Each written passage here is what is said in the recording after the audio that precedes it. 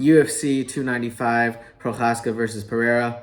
The UFC heads to Madison Square Garden, New York for what should be one of the most electric cards of the entire year. We got two belts on the line, the interim heavyweight belt as well as the light heavyweight belt. People want to say lightweight's the most entertaining division in the UFC. Sure, I'll hear you out on that, but let's be honest. We want to watch the big boys fight, and we got two fights worth of the biggest, baddest dudes on the planet going against each other. Before we get to that, though, I'm going to go ahead and break down all the fights leading up to it. Let's get right into it. We have first, kicking off the card, a featherweight fight between Denis Buzukja and Jamall Emmers. Buzukja is 11-3 overall, 0-1 in the UFC, and he is the plus 235 underdog. He's taking on Emmers here, who is 2-3 in his last 5 fights in the UFC, and he is the minus 290 favorite. Buzukja's path to this point, he won his Dana White Contender Series debut. Went ahead and had a couple other fights and other promotions before making his debut versus Sean Woodson. The guy is super tough. He just had a really hard time taking on the alien that is Sean Woodson. Woodson is just absurdly long, and he just never was really able to successfully navigate that. It's not something he's really going to have to worry about in this fight versus Jamall Emmers. They're pretty similar sizes. Emmers has had, kind of been trading between getting wins and losses as of late. He lost close fights to Jack Jenkins and Giga Chikadze. The Giga fight was absolutely razor thin too, but that took place a little bit while ago. He did beat Hussein Ashkabov recently as well. He's super quick. He's got really clean striking. He comes from a kickboxing background. I think he's just the better striker out of these two, more clean. So I'm going to take him by decision here versus Denis Buzukja, although you are getting phenomenal value from Buzukja, and the guy's super tough, so wouldn't really be surprised by anything here. Next fight on the card is a featherweight fight between Joshua Van and Kevin Borjas. Van is coming off of a win versus Zhalgas Zhumagulov, and that was his first fight in the UFC, and he is 1-0. It probably explains why he is the minus 235 favorite. Taking on Kevin Borjas, who is making his UFC debut at a plus 190 underdog. Going back to Van, though, he looks super comfortable in that fight versus Zhumagulov. Very impressive considering Zhumagulov has a lot of experience and had several fights in the UFC before then. Even though Zhumagulov was losing a lot, he's still a super tough out, especially for a guy who's only 22 years old, which Joshua Van is now. He was only 21 during that fight. But yeah, he's taking on a guy in Kevin Borjas who won his Dana White Contender Series debut, and oh, guys. You know what that means. It's Dog of the Week time. That caught me off guard a little bit there. Dog of the Week, listen, we're 0-1 in lifetime on Dogs of the Week. Modestas Bukauskas kind of let us down last week versus Vitor Petrino. Really tough out. He kind of got blasted. Let's just say that dog is not getting adopted. But here we are again. Kevin Borjas, big underdog here, but he really showed out in his Dana White Contender Series debut. He passed the jiu-jitsu test against a guy who I'm pretty sure he had jiu-jitsu tatted on his freaking chest. He looks really great on the feet. And, he's a bit older than Joshua Van. He's not too much more experienced, although he has one more career fight. But when it comes to, 22 years old, you're really not even fully developed yet. You're still kind of growing into that sort of next phase of an athlete. Borjas is in more of his athletic peak at like 25 years old. I think he wins this one by decision. Joshua Van's got his whole career ahead of him. Super young, like I said. But I'm liking Borjas here, especially as a basically 2-1 dog. Next fight is a bantamweight fight between John Castaneda and Kang. Castaneda is the minus 155 favorite. He's 3-2 in his last 5. Kang is the plus 130 underdog and is 4-1 in his last 5. Kang is a guy who doesn't really get talked about as being one of the really OG guys in the UFC, but the guy is a vet in every sense of the word. He's been around since 2013. He's compiled an 8-3 record overall in the UFC, which is very impressive. He's got great submissions and very solid striking, and he's only been KO'd once in the UFC. He's taking on John Castaneda, who's a bit younger and is super dangerous. The guy can finish you on the feet or on the ground. He's got good submissions, and he's just a powerful dude. But I'm going to go with the consistency of Kang here. He's seen everything. Doesn't really get finished too often, and I give the edge to Kang if this one goes to a decision, which I do foresee in this matchup. So I'm taking Kang to win this one by a decision. Next up on the prelims is a lightweight fight between Jared Gordon and Mark O. Madison.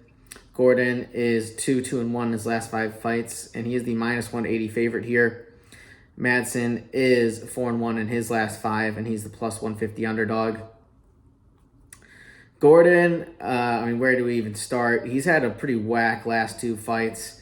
Had the robbery versus Paddy Pimblett, which universally every single MMA fan knows that Paddy had no business winning that fight. And then he's got a chance to kind of redeem himself versus Bobby Green, and doesn't really have a chance to do much of anything because he gets KO'd by that inadvertent headbutt. It's a no contest, just a really awful outcome for both those guys involved. But he's taking on a guy here in Mark Madison who's coming off of a submission loss to Grant Dawson. Madison's 4-1 in his last 5, so he's been finding ways to win, but they've been pretty ugly wins.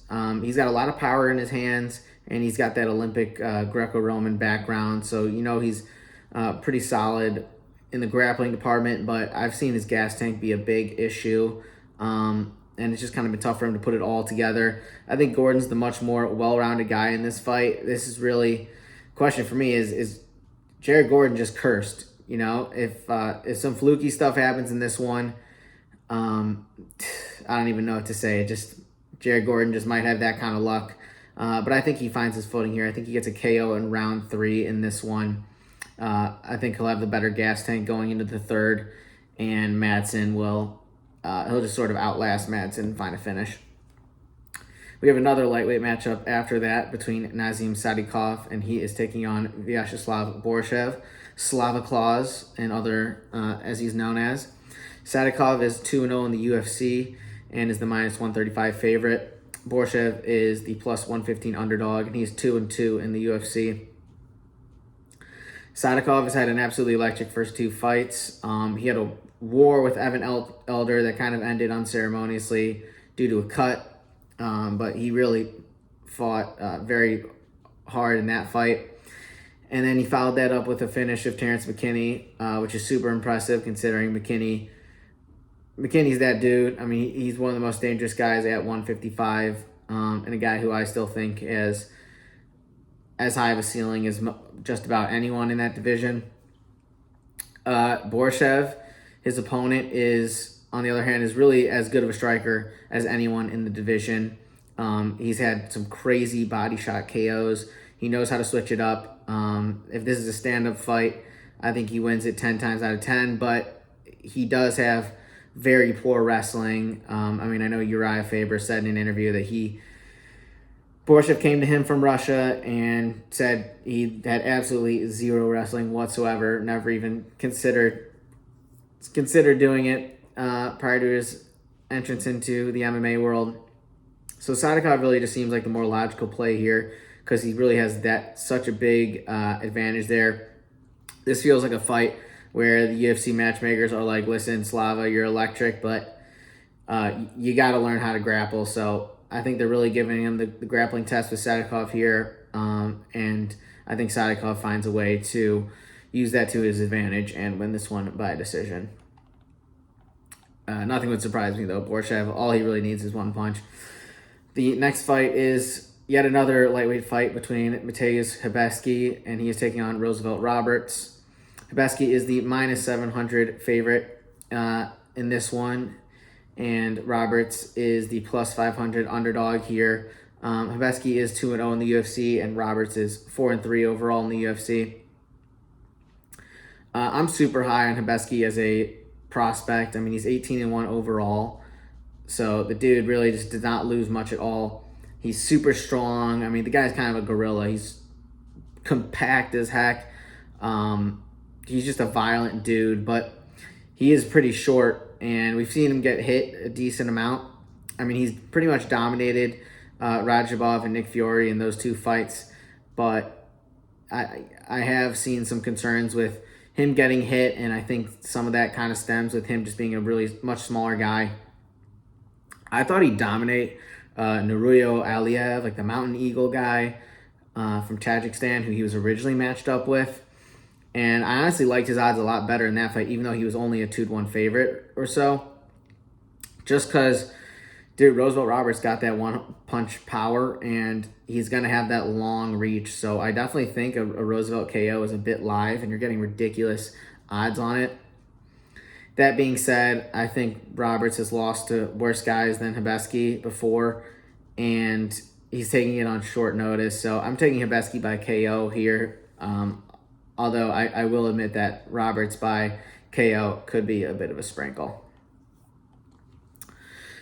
The next fight on the card is a strawweight fight between Tabatha Ricci and Lupita Godinez. Tabatha Ricci is 9-1 overall, 4-1 in her last 5 fights in the UFC, and is a plus 140 underdog. Lupi is 4-1 in her last 5 fights as well, and is the minus 170 favorite. Lupi really showed out in her last fight. She dropped Elise Reed early in that fight and almost snapped her arm off, had her so deep in an armbar, it really made no sense how Elise Reed didn't tap from that. She is so much tougher than I will ever be. But yeah, she pretty much dominated that entire fight. She's taking on Ricci, who really has had a great go of it in her last 4. Her only loss was up a weight class versus Manon Fiorot. And Fiorot was just so much bigger than her and truthfully more skilled at that point, had a lot more experience. So I won't count that too heavily against her.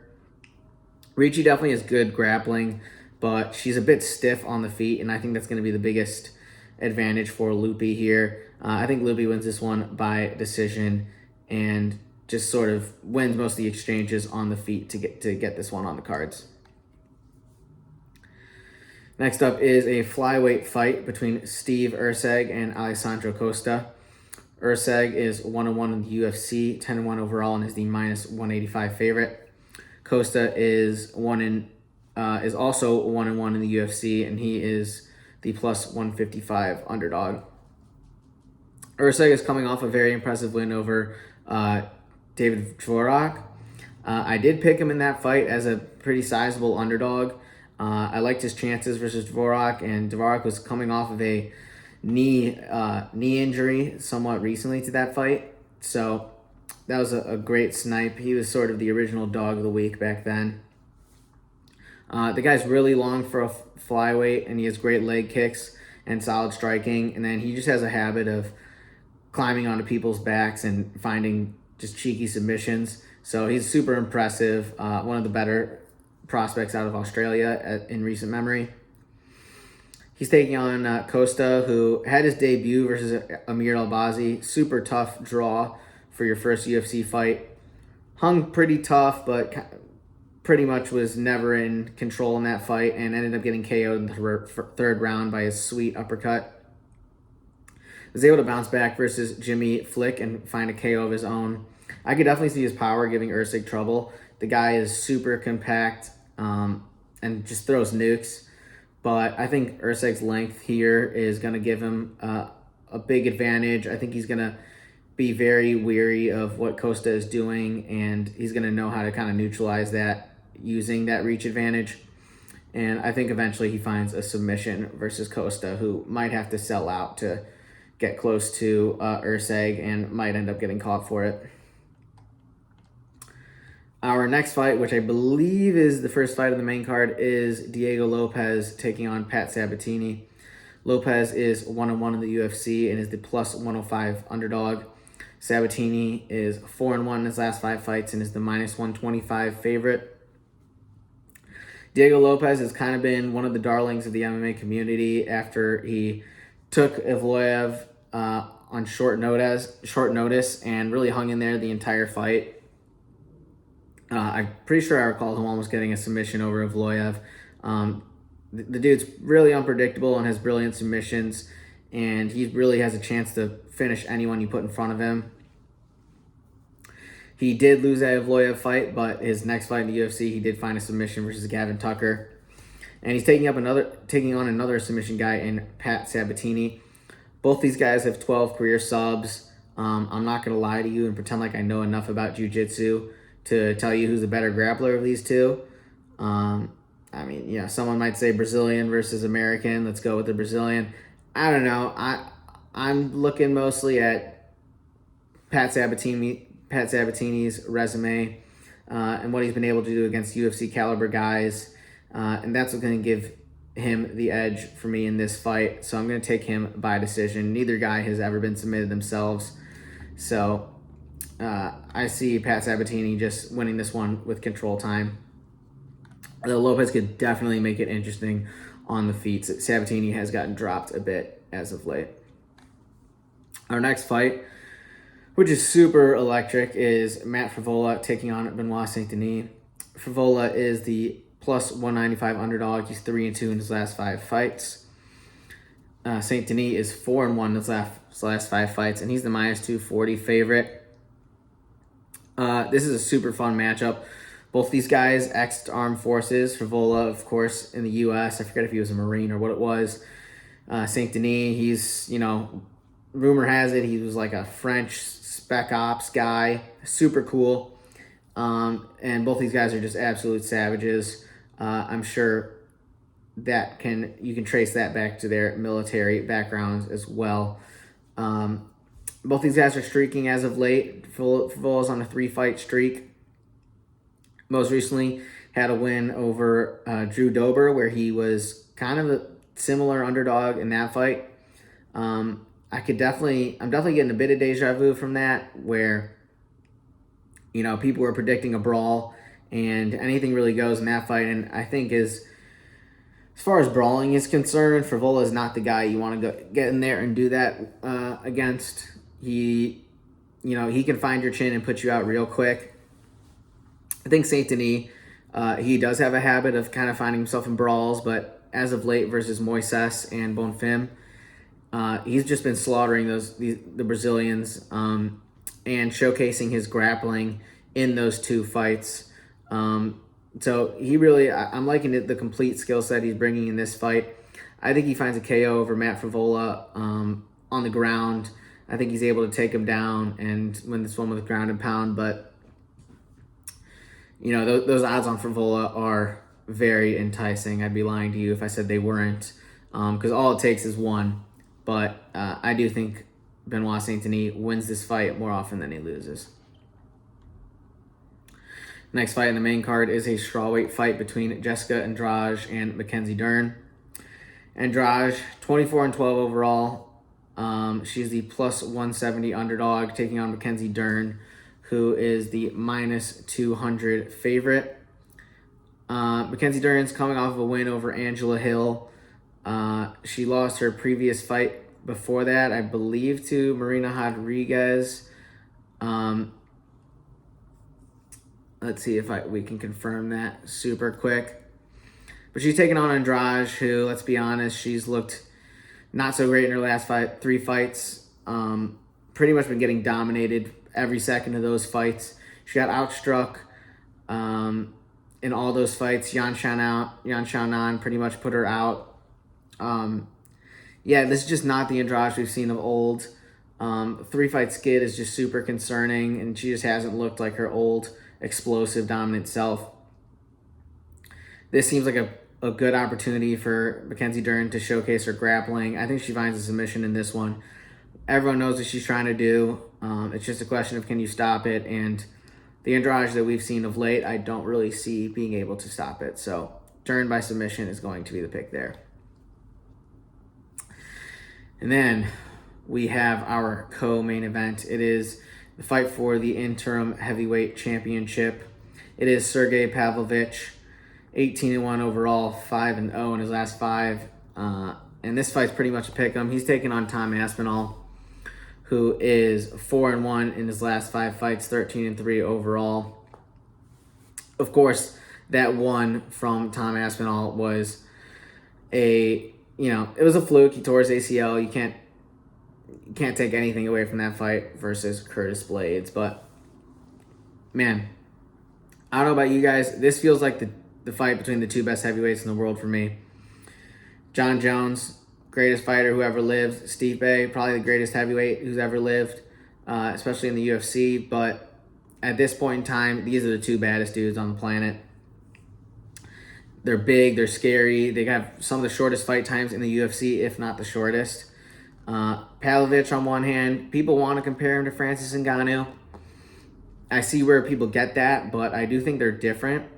Despite both being, KO collectors, Pavlovich is more of a pressure guy, and he's throwing more accurate shots. And yes, he's got absolute nukes in his hands, but he's not really that put you out in one shot unconscious power like Francis. He's more of like the keep hitting you from a bunch of different angles. You don't know what's hitting you, and he's definitely wobbling you with each shot. So he's more of like that kind of sort of just overwhelming you with damage.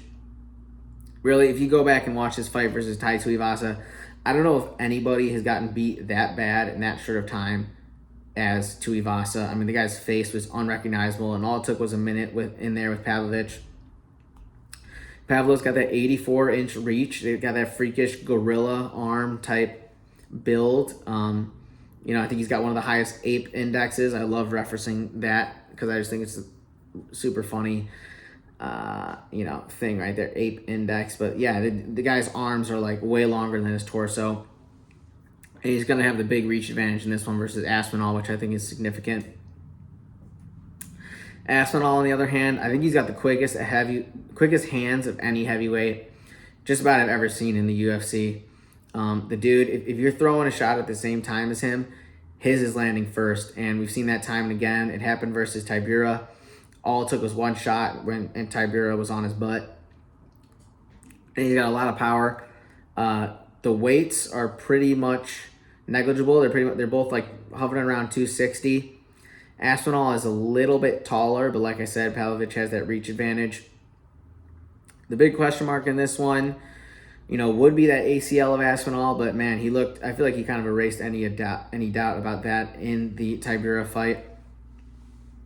Aspinall, I feel like he does have more ways to win here, but it feels like it is KO or be KO'd in this fight, to be honest.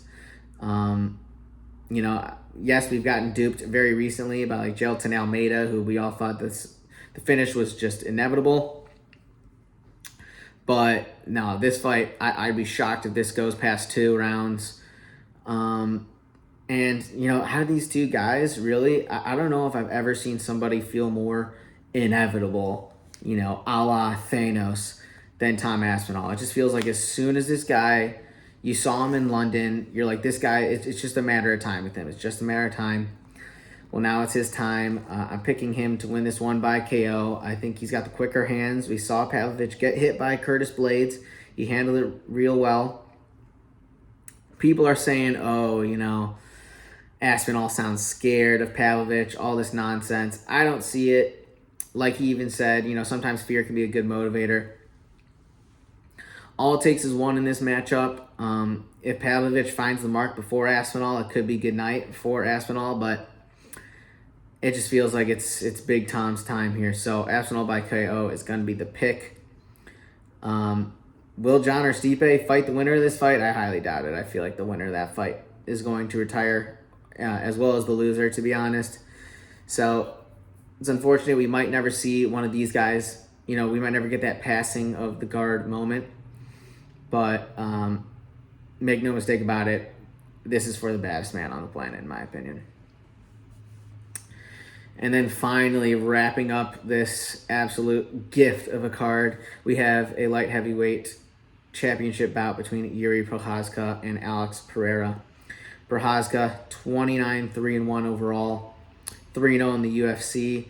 He is the plus 105 underdog, taking on Alex Pereira, who is only 8-2 overall in his MMA record, 4-1 in his last 5 in the UFC, and is the slight minus 125 favorite.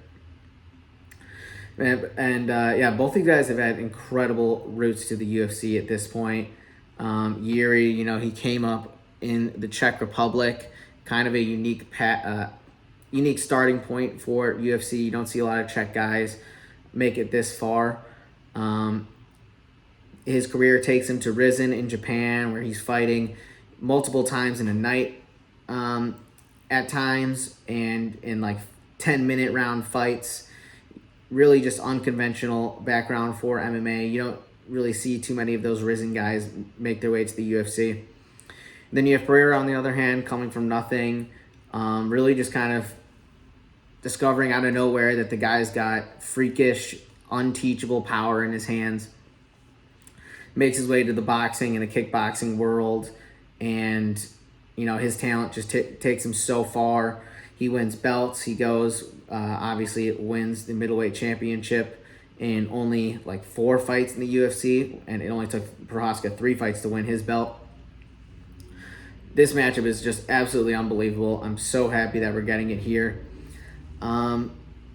We are seeing the more of the conventional kickboxing style fighter in Pereira. He's the guy who, he really learned the X's and O's, the fundamentals of kickboxing, and he's taking on Prochazka, who's just a mad lad. You never know what he's going to do, and that sort of crazy, herky-jerky, destructive style has done wonders for him in his career. That's why he's compiled such a dominant record in this one. Both these guys get hit. Pereira, he, got put out clean by Adesanya in the second fight. In the first fight, he was seconds away from getting put out. And when you hurt Alex Pereira, because he's just like, even though his face doesn't change, like his whole body reacts. And then on the other hand, Prochazka, he's been put out a couple times in his fights, but he just finds a way to snap back into it. Like we saw, I'm pretty sure he said that in his Dominic Reyes fight, an up kick put him stark out, and he just kind of woke up on top of Reyes, so he was able to recover. Had an absolute war with Glover Teixeira, so you definitely have that sort of, avenging your sensei narrative going into this one for Alex Pereira. He can avenge his coach, Glover. Big question mark is Yuri's shoulder, that shoulder injury which forced him to retire the belt. How's that doing? That's certainly a devastating injury for someone who relies on striking and throwing really violent shots with his hands. So that's something to definitely be on the lookout for. But the dude's taking the time off. It seems like he's doing all the right things to right that shoulder injury of his. This one's so close. I'll never bet against Alex Pereira in my life just because I'm just a big fan of the guy. I owe him a lot. I picked him to be champion at the end of 2022, and that was my biggest hit basically in my betting career. And so for that reason, I'm kind of just forever indebted to him. Despite that, I'm going to take Yuri to win this one by KO.